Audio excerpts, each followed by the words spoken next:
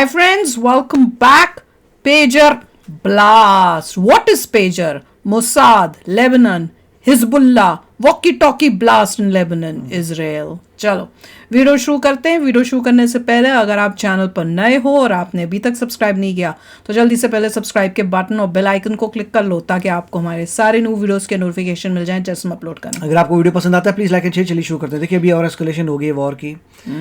South Lebanon में attack किया है इसराइल ने और लेबनान जो है वो नॉर्थ इसराइल में अटैक कर रहा है और काफ़ी लड़ाई झगड़ा शुरू हो गया है। और उसके लिए क्यों है? क्योंकि पहले इसराइल के फाइटर जेट्स गए हैं लेबनान के अंदर, उन्होंने सारे रॉकेट लॉन्चर उड़ा दिए हैं। ये भी हुआ है? हाँ, एक आध दिन पहले हुआ है। अच्छा। और वो ऐसा क्यों हो रहा था? क्योंकि उनको ये था कि 7 अक्टूबर जो भी आ रहा है तो लेबनान कोशिश कर रहा था। हिजबुल्ला, लेबनान तो नहीं बोल सकते, हिजबुल्ला ने पूरा टेक ओवर किया हुआ था। हिजबुल्ला जो है कुछ ऑपरेशन कर रहा था कि फायर करेंगे रॉकेट्स, तो इसराइल ने जाके पहले उनके रॉकेट लॉन्चर्स डिस्ट्रॉय कर दिए। और ये सब हुआ था उसके बाद जब ये पेजेस उड़े हैं, उसके बाद वॉकी टॉकी उड़े हैं, उसके बाद जो है अभी ये किया फाइटर जेट्स गए हैं उनके रॉकेट लॉन्चर्स को डिस्ट्रॉय करके आए हैं कि वो कुछ और एडिशनल अटैक ना कर पाए।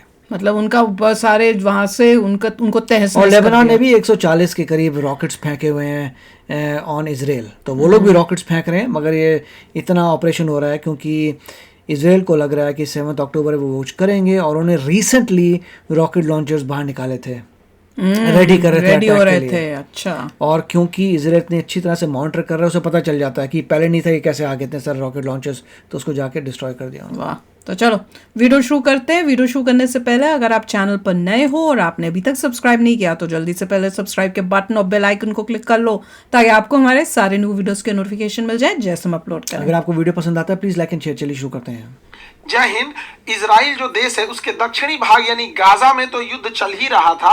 अचानक से 17 सितंबर के दिन इजराइल के ऊपरी भाग यानी ऊपरी देश लेबनान के बाद हिजबुल्लाह नाम का जो आतंकवादी संगठन है जिसे उसे इजराइल से काफी उसका टसन चलता है, वहां पर अचानक से लगभग 3000 लोगों के जेब में ब्लास्ट होना चालू हो गया और इसमें लगभग 27 से 2800 लोग बहुत बुरी तरह से जख्मी हो गए हैं। किसी का पैर उड़ गया है, किसी की किडनी बाहर आई है, किसी की आंतें बाहर आई है, किसी लोग का आंख खराब हो गया है। तो लगभग जो भी लोग इसमें जख्मी है वो लाइफ टाइम तक कोई बड़ा काम नहीं कर पाएंगे। किसी का हाथ उड़ गया है, आंख खराब हो गई, जिंदा बच जरूर जाएंगे, लेकिन इतना बेरहमी से मारा गया है कि पूरी जिंदगी उन्हें याद रहेगा कि बुरे कर्म के लिए तो क्या हुआ। उसके लिए लाइफ टाइम एक आदमी देखभाल के लिए चाहिए।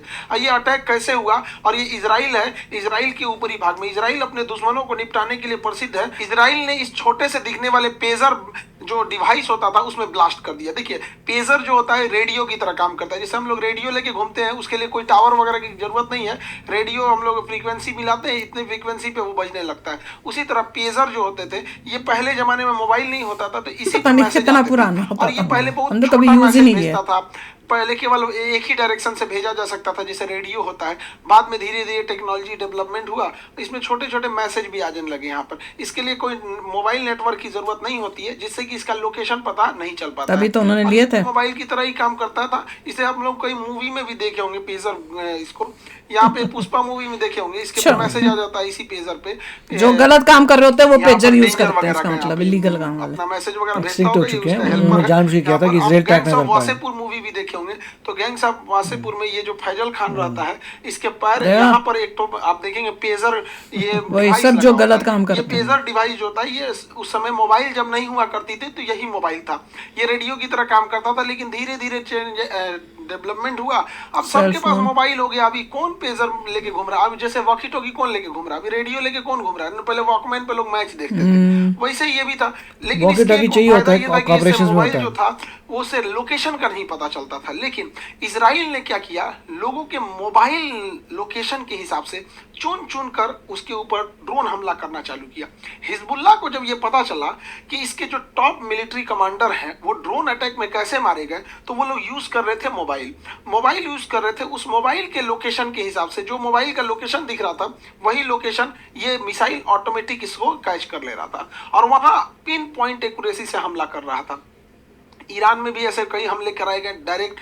तो हिजबुल्लाह ने एक एडवाइजरी जारी किया कि अपने सारे मोबाइल हटा दो, फेंक दो, पानी में फेंक दो, या फिर कहीं लोहे के मजबूत ताबूत में रख दो ताकि सिग्नल ना पता चल सके यहाँ पे, ताकि इजराइल को इसकी जानकारी ना मिल सके। और इसी ने कहा कि आप लोग पेजर मोबाइल का यूज करिए, पेजर डिवाइस का। ये पेजर से एक फायदा तो हिजबुल्लाह को ये हो गया कि इससे कोई लोकेशन नहीं बता सकता। जैसे हम कहीं रेडियो लेके सुन रहे हैं तो कोई कैसे बता देगा हम कहाँ खड़े हैं, लेकिन अगर मोबाइल लेके सुनेंगे तो मोबाइल से पता चल जाएगा कि हम मोबाइल लेके कहाँ खड़े हैं, किस टावर लोकेशन में। लेकिन अब रेडियो पे आप सुनिए तो कोई नहीं आपको होगा। सपोज कि अगर हमें कोई भाषण दे, जैसे हमारे प्रधानमंत्री कहें कि हम देश के लिए कल एक बहुत जरूरी सूचना देने वाले हैं, लेकिन यह सूचना केवल रेडियो पे आएगा, तो कौन कहाँ से सुन रहा है किसी को नहीं लोकेशन पता चलेगा। तो इसका फायदा यही था कि लोकेशन का पता नहीं चलता था। हिजबुल्लाह अचानक से पेजर पे ही मैसेज भेजता था, सारे के सारे एक्टिवेट हो जाते थे।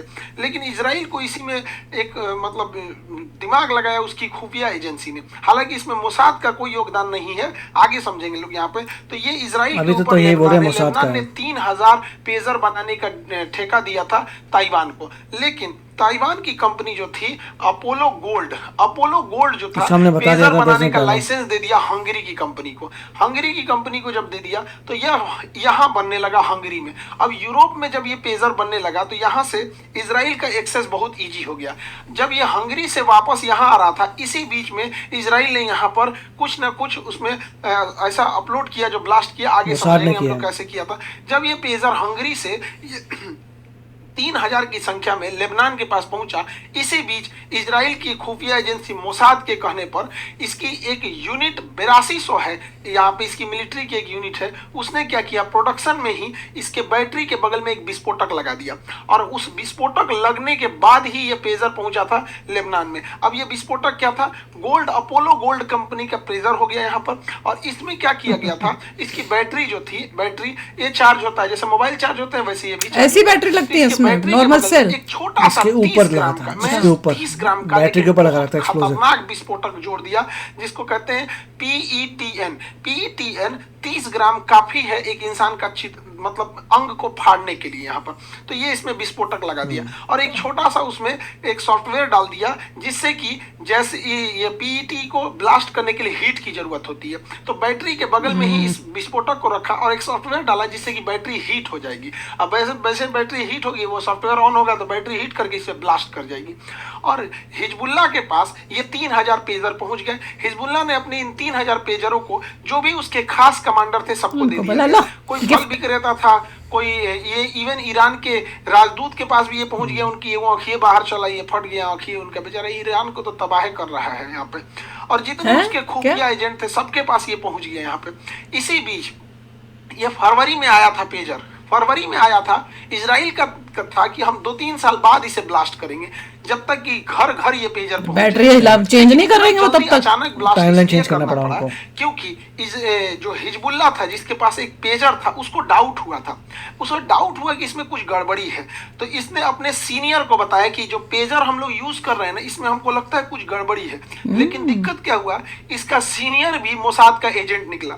सोचिए, हिजबुल्लाह में जो सीनियर कमांडर है वो एजेंट निकला इजराइल का। इजराइल ने तो हिजबुल्लाह का रक्षा मंत्री मोसाद के एजेंट को बना दिया था यहाँ पर, इतना टॉप पकड़ है। तो उसने क्या किया, जो इसका सीनियर है, पेजर की जांच कराने के बजाय इसी को मरवा दिया, कहा कि इजरायली हमले में मारा गया यहाँ पर। और उसने इजराइल को संदेश भेजा कि अब इस पेजर को जितना जल्दी हो सके इसका यूज करो, अदरवाइज में 1-2 खबर आई है, जब जांच होने लगेगा तो कुछ नहीं कर पाओगे। तो ये खबर लीक हुई थी जुलाई में, और सितंबर में हिजबुल्लाह जो था कुछ मैसेज देना चाह रहा था, तो इसने ये सितंबर का डेट रखा कि भैया अब इसको जितना जल्दी ब्लास्ट कर दो, वरना ये किसी काम का नहीं होगा, वरना इसे ब्लास्ट करेंगे नहीं तो ये किसी काम का नहीं बच जाएगा। तो इसे ब्लास्ट करने के लिए प्लान बनाई गई। हिजबुल्लाह जो था अमूमन 12 से 4 के बीच में, 12 बजे से 4 बजे के बीच में मैसेज भेजता था कि किस तरह से इजराइल पे अटैक करना है, क्या करना है। इसी का फायदा उठा के 3:30 बजे 17 सितंबर को 3:30 बजे इसके सॉफ्टवेयर को एक्टिवेट किया जाता है। इसे इस तरह से सेट किया गया था कि एक साथ 3000 लोगों पर मैसेज चला जाएगा। जैसे इजराइल ने वहां से मैसेज भेजा 3:30 बजे 3,000 लोगों के जेब में, अलग अलग शहर मोहल्ला गली, लोग कहीं थे, कोई गाड़ी में था, कोई घर में था, कोई दुकान पे था, उनके मोबाइल अचानक से वाइब्रेट होने लगा, पेजर जो था डिवाइस, तो उसको उठा के देखा जाता है जिससे कि क्या मैसेज आया है। तो इतना खुफिया ढंग से इसके अंदर फिट किया गया था जानबूझ के कि अगर कोई नहीं उठाएगा पेजर को तो जेब में फटेगा, तो पैर उड़ गया है, किसी की किडनी बाहर आ गई है, आंत बाहर आ गया है, पेट फट गया है ऐसे, और अगर कोई उठा के मैसेज पढ़ेगा क्या चीज है तो ऐसे आंख के सामने फटेगा। मैंने तो आंखें ये तो फट सोचा ही नहीं था, मैं दिमाग में नहीं लगाया मैंने। तो जैसे हाँ, पर मैं इतना नहीं सोचा। स्टार्ट किया यहाँ पे पढ़ना चालू किया कि क्या मैसेज है, तो अचानक से फट गया और उनकी आंख तक बाहर आई है। इतनी बुरी तरह से हालत है कि जो बच गए हैं वो मरने से बुरी हालत में है यहाँ पे। अब उनकी देखभाल करने के लिए एक आदमी उनको परमानेंट चाहिए होगा, और ऐसा नहीं जैसे कोरोना कैसे फैला था, गली गली में कोई इधर से मर रहा है, कोई इधर मर रहा है, वैसे फैल गया, हाहाकार मच गया। हमने देखा ना, पट हो रहा था, लाइन लग गई यहाँ पर, और एकदम चारों ओर से उसके हॉस्पिटल भर गए इस ब्लास्ट की वजह से। डॉक्टर्स पूरी तरह से बिजी हो गए। इतने लोग मिले हुए थे इनके साथ, हिजबुल्लाह के इतने लोग हैं। का पेजर फटा, 2800 का 200 बच गया है। रीजन क्या है, कोई अपना पेजर रख के बाथरूम में गया है, कोई पेजर रख के अपना सो रहा है, 3000 इंजरीज हुई हैं बॉडी से दूर है तभी बचे हैं, नहीं तो फटा पूरा एक्यूरेट है यहाँ पे। इसमें लगभग 15 से 20 लोगों की मृत्यु हो गई है, मृत्यु का आंकड़ा और बढ़ेगा। पूरी हॉस्पिटल में कहीं जगह नहीं है, साइड साइड में लगा के इलाज करना पड़ रहा है। इजराइल पूरी दुनिया को दहला दिया ऐसे टेक्नोलॉजी का प्रयोग करके। हालांकि इजराइल की टेक्नोलॉजी बहुत जबरदस्त है। इजराइल अपने दुश्मनों को यहाँ पे, गाजा को तो निपटा दिया, यहाँ पर पारा पारी ये आ रहे हैं, जब गाजा को निपटा देगा तो अगला नंबर आएगा इसका यहाँ पर हिजबुल्लाह को निपटाना। जब हिजबुल्लाह को निपटाएगा तब ये वेस्ट बैंक को निपटाएगा, पूरा खा जाएगा फिलिस्तीन वगैरह को। गाजा को तो निपटाइए दिया यहाँ पर, तो इसको, और इसने घर बैठे बैठे बिना गोली चलाए पूरी कम्युनिकेशन सिस्टम तहस नहस कर दिया। अब हिजबुल्लाह को समझे में नहीं आ रहा है मैसेज कैसे दे, फोन पे दे कि क्या दे, तो पूरी तरह से तहस नहस कर दिया इसने। और ये काम किया कौन सा, तो इसकी एक एजेंसी है जिसको कहते हैं समोन मटायम। क्या भाषा है इसका, समोन मटायम, ये हिब्रू भाषा है इसका। इसको कोड में पता नहीं क्या बोलते हैं हिब्रू भाषा में। यूनिट 8200 ने इसको अंजाम दिया है, और यही है खतरनाक एजेंसी जो अंजाम देती है साइबर अटैक जब भी होगा इजराइल के थ्रू। तो यही एजेंसी हमें याद रखिएगा, यूनिट 8200। हमें जाके ट्रेनिंग लेनी चाहिए इंडिया को, अपने लोगों को भेज के इनके साथ। मेहनत कर रहे हैं भैया, हम ही कर रहे हैं। 100% लिटरेसी रेट है। यूरेनियम बना रहा था, तो जो प्रकृति से यूरेनियम मिलता है ना वो उतना अच्छा नहीं होता है, तो उसे एक सेंट्रीफ्यूल में घुमा घुमा के उसमें से निकाला जाता है। कैसे हम लोग मक्खन निकालते हैं दही में से, और ऐसे दूध में से मत के, दही को मत के यहाँ से निकाला जाता है, तो उसी तरह सेंट्रीफ्यूल होता है। इसने ऐसा अटैक किया कि सेंट्रीफ्यूल का स्पीड कभी बढ़ जाता था, कभी घट जाता था, कभी बढ़ जाता घट जाता। तो यूरेनियम 2 टाइप के होते हैं, यूरेनियम 235 और यूरेनियम 238। इसी को अलग करने के लिए, जैसे मक्खन और घी को कैसे अलग करते हैं, दूध दही को ऐसे अलग करने के लिए वहां पे, तो इसने क्या किया, स्पीड बढ़ाने घटाने से क्या होगा, वापस सब आपस में मिल गया यहाँ पे, जिससे कि उसको और ज्यादा मेहनत करना पड़ा। हालांकि बहुत जल्दी आप देखेंगे ईरान अपना परमाणु परीक्षण करने जा रहा है। नेक्स्ट वीडियो में हम ईरान के परमाणु परीक्षण की बात करेंगे। अभी इसमें मोसाद हाथ नहीं था, यूनिट 82 मोसाद को उनका फेल करवा देना चाहिए कि ना हो पाए। अभी इसके बाद हिजबुल्लाह में तो अभी ये पेजर ब्लास्ट हो ही रहा था, वॉकी टॉकी भी ब्लास्ट होने लगा। 15-20 आदमी वॉकी टॉकी में ब्लास्ट में होने लगे यहाँ पे। ये भी क्या हुआ, ताइवान कह रहा है कि भाई हमारे यहाँ से नहीं बना, इसमें मेड इन चाइना लिख रहा है यहाँ पे, ये भी ब्लास्ट हो गया। अब बात किस पे, मेड इन चाइना लिखा हुआ है। इसके अलावा लोग जो सोलर प्लांट लगाए हैं ना, कहने के लिए सोलर प्लांट है, इसके अंदरवा बम है। अब पता ही नहीं चल रहा है उन लोग को भड़केगा क्या। अब अगला ब्लास्ट आप देखिएगा एसी में होने वाला है, जो लोग एसी यहाँ पर। इजराइल ने ऐसे खुफिया एजेंसी में लेबनान के अंदर हिजबुल्लाह के आसपास के एरिया में बहुत सारे ऐसे टूथपेस्ट घूम रहे हैं, सुनाई देने वाला है कि वहाँ टूथपेस्ट से मरने वाले हैं सब वहाँ पे। उसमें भैया तुम लोग देखो, मंजन के जगह अब तुम लोग न दतुअन करो भाई, हम क्या कर सकते हैं, हम तो समझाइए सकते हैं। आगे तुम्हारी पेड़ों में केमिकल डाल रखा, फिर सामने वाले का हैसियत देख के न लड़ा जाता है। और अगर अभी पावर नहीं तो पढ़ाई लिखाई करो, 10-15 साल में परमाणु बम ले आ देना। कौन चीज चिटपुटिया फेंकते हो इजराइल के ऊपर, बताओ ये सब घुसियाएगा सब। ऐसे आइडिया नहीं देना चाहिए लोगों को। रॉकेट बेवकूफों को ही नहीं समझ में आता है कि जितना ही रॉकेट मारेगा सबको आयरन डोम से मार के गिरा देगा, और उसके बाद पूरे विश्व को कहेगा कि हम तो अपने बचाव के लिए किए हैं। लेबनान को भी ले लेगा यहाँ पे। सब जगह चीट पहला अटैक हमास ने किया था, पढ़ाई लिखाई करो, they should have thought about it. है सब यहाँ पे। तुम भी बना लो परमाणु बम, कौन मना किया? ये लोग पैदा हुए थे क्या परमाणु बम लेके? या अमेरिका पैदा हुआ था? भारत में कभी परमाणु बम लेके हम लोग आए थे क्या? गुलामी झेले 1962 की लड़ाई में हम लोगों को हैसियत दिखा दिया था चाइना ने। उसी समय हमारे देश ने सोचा था कि कुछ भी हो जाए हम परमाणु बम बना के रहेंगे। आज चाइना की औकात है नहीं है, तो भाई तुम्हें अपने देश का रक्षा करने का अधिकार है, अपने देश की रक्षा करने का अधिकार है। और तुम लोग पारा पारी आओगे तो ये सबको निपटा देगा। एक साथ आने की तो ताकत है ही नहीं है। खैर क्या ही बोलेंगे हम यहाँ पे। तो आयरन डोम से मार के गिरा देता है यहाँ पे। अब हम लोगों को समझने की जरूरत है कि जब लेबनान में ये हो सकता है तो हम लोग का ही मोबाइल काहे नहीं फट सकता है? ये चाइना से बन के आ रहा है। क्या पता चाइना इसमें बैटरी की जगह पे क्या लगाया? हम लोग को दिख रहा है कि पहले दिन ही कह दिया इतना था बड़ा बैटरी है, चाइना से तो माल आ रहा है, उसका क्या करोगे? बैटरी है, आधा दूर मगर कुछ भी हो सकता है। यूएस से माल आ रहा है, उसका क्या करोगे? कोरिया से माल आ रहा है, उसका क्या करोगे? चाइना से होना चाहिए लैपटॉप, टैबलेट, मोबाइल, इवन जो भी इलेक्ट्रॉनिक डिवाइस है जो बाहर से किसी क्लाउड या सर्वर द्वारा कंट्रोल हो सकता है, उस पर तत्काल प्रतिबंध लगाना चाहिए। और जो भी डिवाइस बने भारत में बनते रहना चाहिए। हम लोग पता नहीं क्या कर रहे हैं मेक इंडिया के नाम पर। वही तो बोल रहा हूं, मेन है यूपीआई बना के खुश है कि हम लोग यूपीआई बनाएंगे। एक दिन गूगल बाहर करेगा ना जीमेल से, सारा यूपीआई बंद हो जाएगा। हम लोग हल्ला कर रहे हैं डिजिटल इंडिया, डिजिटल इंडिया। हम लोग डिजिटल इंडिया नहीं है, डिजिटल यूजर है। हम लोग अमेरिका का बनाया ट्विटर यूज कर रहे हैं, फेसबुक यूज कर रहे हैं, व्हाट्सएप यूज कर रहे हैं, यूट्यूब, गूगल, इंटरनेट भी बोल दो, कंप्यूटर भी बोल दो, बच्चा क्या? क्रिएटर नहीं है, यूज कर रहे हैं। कोई टिकटॉक पे आके नाच रहा है, कोई इंस्टाग्राम पे आके नाच रहा है। कोई बंद करेगा रूस की तरह, हम लोग का हालत खराब हो जाएगा। डिजिटल इंडिया का मतलब ये थोड़ी होता है जियो का 1.5 GB डाटा शाम को 4 बजे खत्म करके फूंक दिए, काम खत्म, डिजिटल इंडिया हो गया। ऐसे नहीं होता है। हम लोग डिजिटल यूजर बन चुके हैं। अब जरूरत है देश को आगे बढ़ने की, अपना डिवाइस अपने कंट्रोल में रखने की, वरना एक दिन हम लोग के साथ भी कहीं क्या पता चाइना ऐसे कर दे। हम और आप क्या कॉन्फिडेंस से कह सकते हैं कि इतना बड़ा बड़ा ये लेके जितना टीचर लोग पढ़ा रहा है, ये पैनल वगैरह इंडिया में कहाँ बन रहा है? ये मजबूरी में कोई लेके आ रहे हैं लोग। हाँ, खरीद रहा आदमी इंडिया से। अरे जो पैनल जिस पे बनाया, टीवी हो गया, ये सब सस्ता चाइना में बन रहा। घर घर में अगर वो ब्लास्ट कराना चाहे हम लोग को तो पंगु बना के रख देगा यहाँ पे।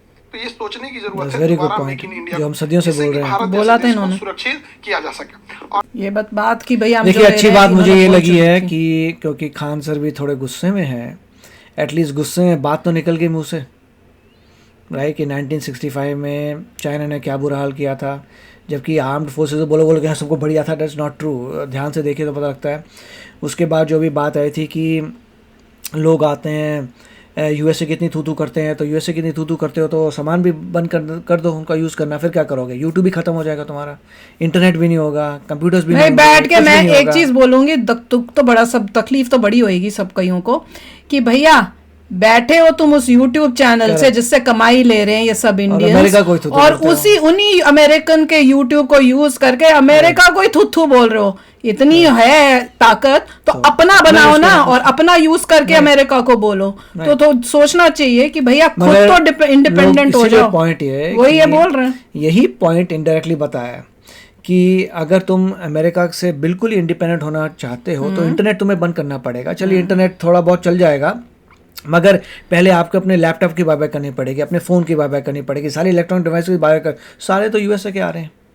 प्रॉब्लम ये है, या फिर चाइना से वे कंट्री है जो कर पा रहा है, उसने तभी तो इंडिपेंडेंट हो गया, तभी तो वो हुआ है क्योंकि इंटरनेट अब ग्लोबल हो गया। यू कांट से इट, मगर उसके अलावा जो चीज़ें हैं सारी उनकी कर दी अपना। हम तो चाइना से ले, जो हमारा सबसे बड़ा दुश्मन है, हम उसी की सारी चीजें यूज कर रहे हैं। कुछ लोगों को पता नहीं होता, बोलेंगे देखो हमारे पास ये देखिए इंडिया का लैपटॉप है। भाई इंटेल का प्रोसेसर लगा हुआ है ना उसके अंदर, तो क्या बात क्या बनी? क्वालकॉम का लगा होगा किसी में, बात क्या बनी? डिपेंडेंट तो इवेंचुअली अमेरिकन टेक्नोलॉजी पे हो, सारा टेक्नोलॉजी इंडिपेंडेंट हो जाएंगे, then it will be great. वो करना चाहिए मेहनत। और पॉइंट ये थी कि यूजर हैं, कंज्यूमर है हर चीज के, प्रोड्यूसर नहीं है, प्रोड्यूस करना पड़ेगा। हम लोग सब बस कंज्यूम कर रहे हैं। थ्रेट जो है इतनी जबरदस्त आई है, सभी कंट्रीज को अब लग रहा है कि ये तो टू मच हो गया, कि कोई भी कहीं पर हैक करके अगर किसी और की टेक्नोलॉजी यूज करते हो, you always have a danger. वो तो है। और इजराइल ने जो है आंखें खोल दी हैं पूरे वर्ल्ड की, दुनिया के लोगों के लिए कि अगर तुम्हारा अपने चीजें नहीं हैं तो किस तरह से दुश्मन तुमको बर्बाद कर सकता है। पर Israel is setting an example यार, कमाल है, कमाल है। अभी जैसे कह रहे हैं ना, गाजा को खत्म करके फिर ये लेबनान के ऊपर जाएंगे और इनको अब खत्म करेंगे। उसका रीजन ये है कि उनको पता था कि लेबनान 7 अक्टूबर के लिए प्रिपेयर हो रहा था, तो उससे पहले ही सब खत्म कर रहे हैं। क्या कमाल है, कैसे पहले से ही ये इन लोगों ने प्लान्स पहले से ही इन्होंने पता नहीं क्या क्या पहले से किया हुआ है कि जब जरूरत पड़ेगी तब ये चीज यूज करेंगे, ये करेंगे। तो मतलब उन्होंने वो जाल जो है बहुत सदियों से बिछा रखे हुए हैं, बस उन जाल में कब उनको करना है वो डिसाइड करने के लिए बस वेट कर रहे हैं। तो चलो यार, आप भी शेयर करना अपने थॉट्स। चलते हैं, मिलेंगे नेक्स्ट वीडियो में बहुत ही जल्द। Till then take care and bye bye. तो अगर आप मेरे इस चैनल पे नए हो तो जल्दी से सब्सक्राइब के बटन को हिट करो और बेल आइकन को क्लिक करो ताकि आपको मेरा जब नया वीडियो मैं लगाऊं आपको उसके बारे में जल्दी से पता चल जाए।